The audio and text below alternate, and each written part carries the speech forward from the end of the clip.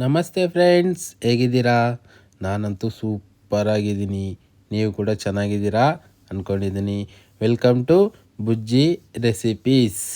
ಇವತ್ತಿನ ನಮ್ಮ recipe egg tikka masala. ಚಪಾತಿ, ಪೂರಿ, ರೋಟಿ ಮತ್ತು ರೈಸ್ ಜೊತೆಗೂ ಕೂಡ ಸೂಪರಾಗಿರುತ್ತೆ ಫ್ರೆಂಡ್ಸ್. ನಾನಂತೂ ಮಸ್ಟ್ ಟ್ರೈ ರೆಸಿಪಿ ಅಂತ ಹೇಳ್ತೀನಿ. ಬನ್ನಿ ಹೇಗೆ ಮಾಡೋದು ಅಂತ ನೋಡೋಣ.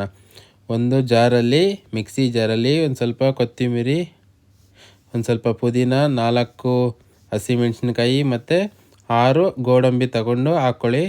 ಮತ್ತು 2 ಸ್ಪೂನ್ ಕರ್ಡನ್ನ ಕೂಡ ಇದಕ್ಕೆ ಆ್ಯಡ್ ಮಾಡ್ತಾಯಿದ್ದೀನಿ. ಆ್ಯಡ್ ಮಾಡಿಬಿಟ್ಟು ಇದನ್ನು ಚೆನ್ನಾಗಿ ಪೇಸ್ಟ್ ಮಾಡಿ ಇಟ್ಕೋಬೇಕು. ಇವಾಗ ನಾನು 4 ಎಗ್ಗನ್ನ ಬಾಯ್ಲ್ ಮಾಡಿ ಇಟ್ಕೊಂಡಿದ್ದೀನಿ.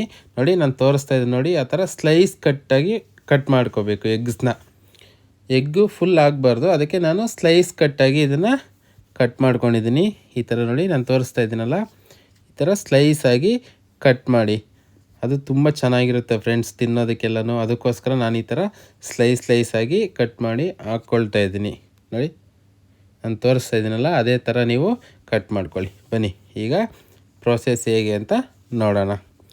ಒಂದು ಕಡಾಯಲ್ಲಿ ಒಂದು 50 ml ಅಷ್ಟು ನಾನು ಆಯಿಲ್ನ ಆ್ಯಡ್ ಮಾಡ್ಕೊಳ್ತಾ ಇದ್ದೀನಿ. ಆ್ಯಡ್ ಮಾಡಿಕೊಂಡು ಒಂದು 6 ಲವಂಗ, ಒಂದು ಸ್ವಲ್ಪ ಚಕ್ಕೆ ಮತ್ತು ಒಂದು ಅರ್ಧ ಸ್ಪೂನ್ ಜೀರಿಗೆನ ಹಾಕ್ಕೊಂಡಿದ್ದೀನಿ. ಮತ್ತು ಈಗ ಒಂದು ಕಪ್ ಈರುಳ್ಳಿನ ನಾನು ಚಿಕ್ಕದಾಗಿ ಕಟ್ ಮಾಡಿ ಇದಕ್ಕೆ ಆ್ಯಡ್ ಮಾಡ್ಕೊಳ್ತಾ ಇದ್ದೀನಿ. ಆ್ಯಡ್ ಮಾಡಿಕೊಂಡು ಆಯಿಲಲ್ಲಿ ಚೆನ್ನಾಗಿ ಫ್ರೈ ಮಾಡಬೇಕು. ಈರುಳ್ಳಿ ಮೆತ್ತಗಾಗೋವರೆಗೂ ಇದನ್ನು ಚೆನ್ನಾಗಿ ಫ್ರೈ ಮಾಡ್ಕೋಬೇಕು. ನೋಡಿ, ಆಲ್ಮೋಸ್ಟ್ ಮೆತ್ತಗಾಗಿದೆ. ಇವಾಗ ನಾನು ಒಂದು ಚಿಕ್ಕ ಟೊಮೊಟೊ, ಒಂದು ಮೀಡಿಯಮ್ ಸೈಜ್ ಟೊಮೊಟೊನ ಇದನ್ನು ತುಂಬ ಚಿಕ್ಕದಾಗಿ, ಎಷ್ಟು ಸಾಧ್ಯ ಆಗುತ್ತೋ ಅಷ್ಟು ಚಿಕ್ಕದಾಗಿ ಅದನ್ನು ಕಟ್ ಮಾಡಿ ಸ್ಲೈಸಾಗಿ ಹಾಕ್ಕೊಳ್ಳಿ. ನೋಡಿ, ಹಾಕ್ಕೊಂಡು ಚೆನ್ನಾಗಿ ಇದನ್ನು ಫ್ರೈ ಮಾಡ್ಕೋಬೇಕು. ಇವಾಗ ನಾನು 1 ಟೇಬಲ್ ಸ್ಪೂನಷ್ಟು ಜಿಂಜರ್ ಗಾರ್ಲಿಕ್ ಪೇಸ್ಟ್ನೂ ಕೂಡ ಇದಕ್ಕೆ ಆ್ಯಡ್ ಮಾಡ್ತಿದ್ದೀನಿ. ಆ್ಯಡ್ ಮಾಡಿ ಜಿಂಜರ್ ಗಾರ್ಲಿಕ್ ಪೇಸ್ಟ್ ಹಸಿ ವಾಸನೆ ಹೋಗೋವರೆಗೂ ಅದನ್ನು ಚೆನ್ನಾಗಿ ಫ್ರೈ ಮಾಡ್ಕೋಬೇಕು. ಆಲ್ಮೋಸ್ಟ್ 1 ನಿಮಿಷ ಫ್ರೈ ಮಾಡಿಕೊಂಡ್ರೆ ಸಾಕಾಗುತ್ತೆ. ಅದರಲ್ಲಿರೋ ಹಸಿ ವಾಸನೆ ಎಲ್ಲ ಹೋಗಿಬಿಡುತ್ತೆ. ನೋಡಿ, ಫ್ರೈ ಮಾಡ್ಕೊಳ್ತಾ ಇದ್ದೀನಿ.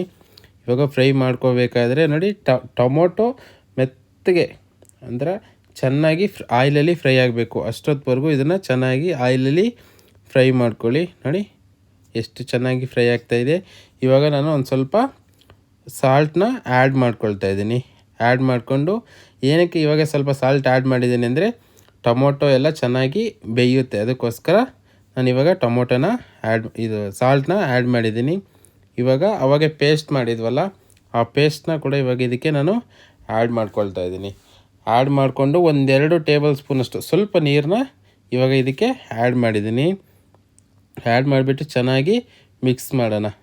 ಮಿಕ್ಸ್ ಮಾಡಿ ಚೆನ್ನಾಗಿ ಇವಾಗ ಹಾಕಿದ್ದೀವಲ್ಲ ಮಸಾಲೆ, ಅದು ಚೆನ್ನಾಗಿ ಫ್ರೈ ಆಗಬೇಕು. ಫ್ರೈ ಆಗಿಬಿಟ್ಟು ಆಯಿಲೆಲ್ಲ ಮೇಲೆ ಬರಬೇಕು. ಆ ಥರ ಚೆನ್ನಾಗಿ ಫ್ರೈ ಮಾಡಿಟ್ಕೊಳ್ಳಿ. ನೋಡಿ, ಚೆನ್ನಾಗಿ ಫ್ರೈ ಆಗ್ತಾಯಿದೆ. ಈ ಥರ ಚೆನ್ನಾಗಿ ಫ್ರೈ ಮಾಡಿ ಚೆನ್ನಾಗಿ ಮಿಕ್ಸ್ ಮಾಡ್ಕೊಳ್ಳಿ. ಮಿಕ್ಸ್ ಮಾಡ್ಕೊಂಡು ನೋಡಿ, ಚೆನ್ನಾಗಿ ಫ್ರೈ ಆಗಿದೆ. ಇವಾಗ ನಾನು 1 ಸ್ಪೂನ್ ಧನಿಯಾ ಪುಡಿ, 1 ಸ್ಪೂನ್ ಚಿಲ್ಲಿ ಪೌಡರ್ ಮತ್ತು ಒಂದು ಅರ್ಧ ಸ್ಪೂನ್ ಅರಿಶಿನ ಪುಡಿ ಮತ್ತು 1 ಟೇಬಲ್ ಸ್ಪೂನಷ್ಟು ಗರಂ ಮಸಾಲ ಪೌಡ್ರನ್ನ ಇದಕ್ಕೆ ಇವಾಗ ನಾನು ಆ್ಯಡ್ ಮಾಡ್ತಾಯಿದ್ದೀನಿ. ಆ್ಯಡ್ ಮಾಡಿಕೊಂಡು ಚೆನ್ನಾಗಿ ಮಸಾಲಾಸ್ನೆಲ್ಲ ಮಿಕ್ಸ್ ಮಾಡಿ ಚೆನ್ನಾಗಿ ಫ್ರೈ ಮಾಡ್ಕೋಬೇಕು. ನೋಡಿ, ಚೆನ್ನಾಗಿ ಫ್ರೈ ಆಗ್ತಾಯಿದೆ. ಹಾಕಿರೋ ಮಸಾಲಾಸ್ ಎಲ್ಲ ಚೆನ್ನಾಗಿ ಆಯಿಲಲ್ಲಿ ಫ್ರೈ ಮಾಡಿ ಇವಾಗ ನಾನು ಇದಕ್ಕೆ ವಾಟರ್ನ ಆ್ಯಡ್ ಮಾಡ್ತಾಯಿದ್ದೀನಿ.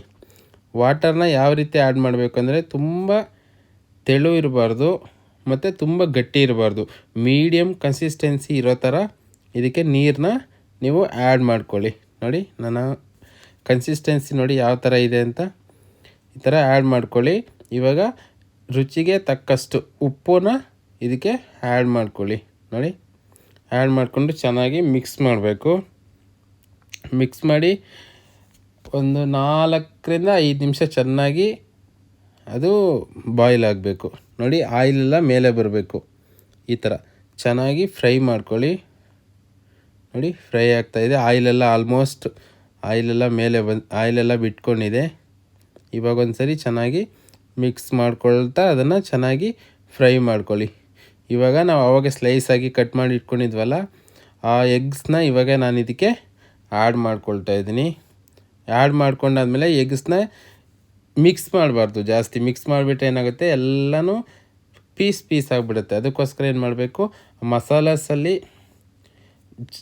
ಸ್ವಲ್ಪ ಡಿಪ್ ಆಗೋ ಥರ ಸ್ವಲ್ಪ ನಾವು ಮಿಕ್ಸ್ ಮಾಡೋಣ. ನೋಡಿ ಈ ಥರ ಮಸಾಲಾಸಲ್ಲಿ ಮಿಕ್ಸ್ ಆಗೋ ಥರ ನಿಧಾನಕ್ಕೆ ಅದನ್ನು ಎಗ್ಸ್ನೆಲ್ಲನೂ ಅದರಲ್ಲಿ ಡಿಪ್ ಆಗೋ ಥರ ಚೆನ್ನಾಗಿ ಮಿಕ್ಸ್ ಮಾಡಬೇಕು. ಮಿಕ್ಸ್ ಮಾಡಿ ಆದಮೇಲೆ ನೆಕ್ಸ್ಟಿಂದ ಅದನ್ನು ಸೌಟಲ್ಲಿ ಮಿಕ್ಸ್ ಮಾಡಬಾರ್ದು, ಜಸ್ಟ್ ಅದನ್ನು ಈ ಥರ ಶೇಕ್ ಮಾಡಿಕೊಂಡು ಇವಾಗ ಒಂದು 3-4 ನಿಮಿಷ ಅಷ್ಟು ಚೆನ್ನಾಗಿ ಫ್ರೈ ಮಾಡ್ಕೊಳ್ಳಿ.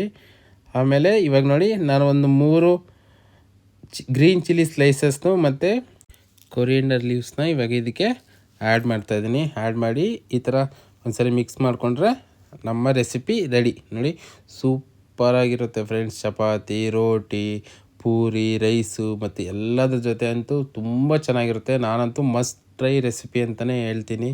ತುಂಬ ಚೆನ್ನಾಗಿರುತ್ತೆ. ನೀವು ಕೂಡ ಮನೇಲಿ ಒಂದ್ಸರಿ ತಪ್ಪದೇ ಟ್ರೈ ಮಾಡಬೇಕು ಫ್ರೆಂಡ್ಸ್, ತುಂಬ ಚೆನ್ನಾಗಿರುತ್ತೆ. ನಾನು ಮಾಡೋ ವೀಡಿಯೋಸ್ ನಿಮ್ಗೇನಾದರೂ ಇಷ್ಟ ಆದರೆ ದಯವಿಟ್ಟು ಸಬ್ಸ್ಕ್ರೈಬ್ ಮಾಡಿ, ಲೈಕ್ ಮಾಡಿ, ನಿಮ್ಮ ಫ್ರೆಂಡ್ಸ್ಗೆಲ್ಲ ಶೇರ್ ಮಾಡಿ ಫ್ರೆಂಡ್ಸ್. Thank you.